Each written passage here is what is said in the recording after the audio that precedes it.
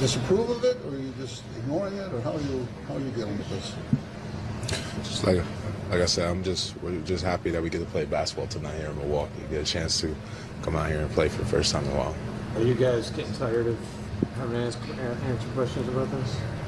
I mean, the look says it all right now. I mean, are you tired of hearing me say I want to play basketball today here in Milwaukee? So you let me know. Will you be happy to pick up a basketball if Jimmy Butler is still on this team Wednesday night? I'm happy to play basketball with anybody.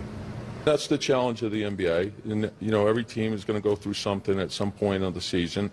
For us, it's early on, and the challenge is not to get distracted, to get ready for the season. That's the most important thing. This isn't an individual sport, it's a team sport. And that's what we have to focus on. What kind of advice do you give your team to get through this with all this attention? Don't get, you know, like in the NBA, you can get distracted very easily. Every day there's something. So understand what's important, get ready to play, understand what goes into winning, and you focus on the guys that are here. If Jimmy does come back and there's no deal made and he's playing with you guys, are you worried that more incidents like that might happen and be a distraction to the team? As I said, some of what reported was correct, some was not. So in every practice there could be something. And the important thing is not to get sidetracked and to focus on what you need to do as a team. Well, how would they play Friday night? Those were the comments from both Karl Anthony Towns and Tom Thibodeau after Friday's shootout at Milwaukee. Obviously, no Jimmy Butler. Here's the final tune-up. And by the way, Giannis Antetokounmpo is ready for this season, if anybody was wondering. We'll get to the Jimmy Butler saga in a moment. But how about Giannis, Smitty?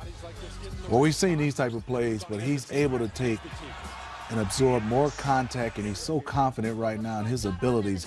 As you can see, he is running over guys. He's gotten super strong, Jared, and he's showing us the jump shot that he's developed over the summer. There wasn't much defense. Giannis doing a little bit of everything. Quick ball movement from Mike Budenholzer. We'll see more of that. You will see. Won't be a lot of dribbling. This guy will get a chance to do whatever he wants, but this is what we're getting accustomed to seeing. These are over guys, and he's just dunked by Giannis. I mean, he is, like you said, and he's ready for the regular season. And the Wolves, they're not. Monster line from Giannis Antetokounmpo. Gets the triple-double. He does it in 25 minutes of action, shooting 13 of 17 from the field. And listen, not a great number from three, but they'll take it 2 of 5 as Giannis gets more proactive with the long ball, and that'll be a deadly weapon for him. Third game of the preseason, the Timberwolves have allowed the opponent to score 125 points or more.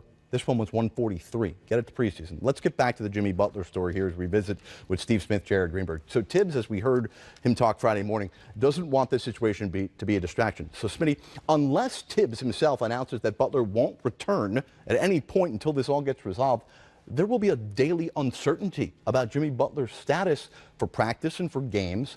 How can it possibly not be a distraction? Well, he's doing the right thing, trying to have his young guys in his organization, try to get on the same page and try to deflect things. But, Jared, let's face it, it's a distraction because we're not talking about the Minnesota Timberwolves, their talent, and whether they need to improve, what their strengths, how do they look going into the regular season. All that's been not even on the back burner, on the back burner. We're talking about the distractions, dysfunction. Will he get traded? When will he get traded? Who is allowed to trade him? Who can I talk to you, Jared? Can I talk to other guys? It's so much other things than basketball. It's a distraction and will be a distraction until they come to some kind of resolution, whether that's Jimmy Butler just playing it out or Jimmy Butler not playing. Once they make that decision, like you said, it's going to have to come from upper management and ownership now because Glenn Taylor has injected himself into making decisions, and he rightfully so, he's the owner. Sure. But that wasn't the way it was set up before the season start. But right now we have a lot to talk about, and a lot of it is off the court with the Minnesota Timberwolves. A lot of people weighing in, and as you know, people like to take sides. I'm going to say, regardless here of whose side you might be on, whether it be the owners, the president, who happens to be the head coach, the player, or whether you think one or all of them are wrong, how does Butler, how he's handled this, couldn't the team president looked at this in trade talks and said, listen, Minnesota, we're now in trouble. And as people look at Jimmy Butler, they're going to say, well, do I want Jimmy Butler? Do I want to offer Tom Thibodeau a whole lot to get him after the antics he's pulled? Do I want to offer Jimmy Butler a max contract next summer with how he's acting and all this? Couldn't this all do damage to Butler's reputation? Well, I think somewhat, and obviously it'll be some guys, like you just said, people taking sides, but I think more for Jimmy Butler, he still has a chance to go play, and he can prove his worth. We know he's a fantastic player. The timing of everything is going on. That's what's the part that's damaging for the Minnesota Timberwolves. Their leverage is each day we have some more drama is going out the door when you start to negotiate. So I think for them that's the hard part. And then also you go back and look at the future, what they gave up for Jimmy Butler, that's going to play a big hand. And when you start looking at this entire situation down the line, what did they get back for Jimmy Butler and what did they gave up in both instances, to the Chicago Bulls and whoever this new team would be. So right now I think the good organizations, you have adversity, Jared. We've seen this before and guys have, but the good organization resolve it quick, and I think that's what the Minnesota Timberwolves, they have to do. And I'm not saying they have to trade him quick, just take whatever. Just resolve to how you're going to handle this. Is he playing? Is he practicing? Right. Or is he going to let him stay at home? Or will he be with the team or not? They have to resolve it. Right, because that's what people are looking at here, Glenn Taylor included. We gave up Chris Dunn, we gave up Zach LaVine. They got Laurie Market in the deal. But all of that will be factored into the package once Jimmy Butler if he is indeed traded. We come back, it's a battle of boroughs at MSG as the Knicks and Nets ramp up their preseason. Is there some positives heading into the new year for these big video of Dwight Howard in a Charlotte Hornets uniform? Because I'm not sure if you've noticed, Smitty, but the Wizards' big offseason edition hasn't played or practiced since training camp opened in Washington. A back injury has kept Dwight Howard off the court, and Coach Brooks saying Friday that while Dwight probably will practice Monday, he wouldn't commit to a timeline for Dwight to be ready for game action. Well, game action, final preseason tune-up for the Wizards. They've got Guangzhou Long Lions in from the Chinese Basketball Association. They've been in town all week practicing with the Wizards. And how about this guy? Remember him? Mo Spates. He is definitely comfortable in a NBA arena. See the smile? Is he auditioning, Jared, trying to get back in the league? I don't know if Steve Kerr ever gave him a green light as bright as the one he had on Friday in D.C. Troy Brown Jr., the first-round draft pick for the Wizards, showing off here. So his versatility is much needed for this team. He can play a little bit of point. He's a great passer. Obviously, he can score, and he's confident. And I think when you look at his length as far as on the defensive end, here's a kid that will get a chance, I think, to get some playing time, with the Washington Wizards. And I love Devin Robinson. Yeah, Troy Brown Jr. had 21. Devin Robinson, you mentioned him there. He had 23. John Wall, Bradley Beal both sat out, as well as I mentioned Dwight Howard. Mo Spates, how about this? 41 points, his career high, and in the NBA, 32 points. Kristaps Porzingis still out, rehabbing the injury. Will we see him at all this year? Knicks and Nets, it's a big battle in New York, and look at this. Trey Burke came to play in the final preseason game of the year for New York. He came out strong last year for the Knicks, Did he? When he got called up, he gave himself a nice opportunity, and that's why we're seeing him again this season. All right, a guy who believes he should have been the most improved player in the NBA last year, Spencer Dinwiddie. He hit from three there. How about Karis LeVert? A lot of young talent the Nets are trying to develop. I mean, they have some guys with Karis LeVert. Obviously has some injuries coming out of college. He can definitely play D'Angelo Russell. How about this guy? He does more than block shots. Jared Allen from the corner. Stretch five. Jared Allen setting up in that corner, knocking down threes. Boy, the league has changed. What's better, his stroke or the hair? To mention here, Tim Hardaway Jr. His hair, like, for sure. Okay. X-ray is negative for Tim Hardaway Jr. on a wrist injury. Not good in the last preseason game of the year for New York. D'Angelo Russell hits the floater. He had 18 points. He looks comfortable. And there's Porzingis. That's a good sighting, at least to see him walking around and being around the team. Hazonia continues to put up some numbers here. Noah Vonleh, we'll see how much run he gets with the Knicks this year. You got Zach LaVine, been mentioning a lot about the Jimmy Butler deal. Remember, he was sent before last season to Chicago, signed a big extension over the summer. Look at the move by Zach LaVine, taking on the Nuggets here. Bulls pushing in transition, and LaVine on a Friday night. The young Bulls, you can see those youngsters getting out and having a good time. And look at Murray. I like Jamal Murray. Remember, the GMs picked him to have a breakout season this year for the Denver Nuggets. Nikola Jokic, I know he's a favorite of yours. Talk about modern-day big, does a little bit of everything. The offense runs through him.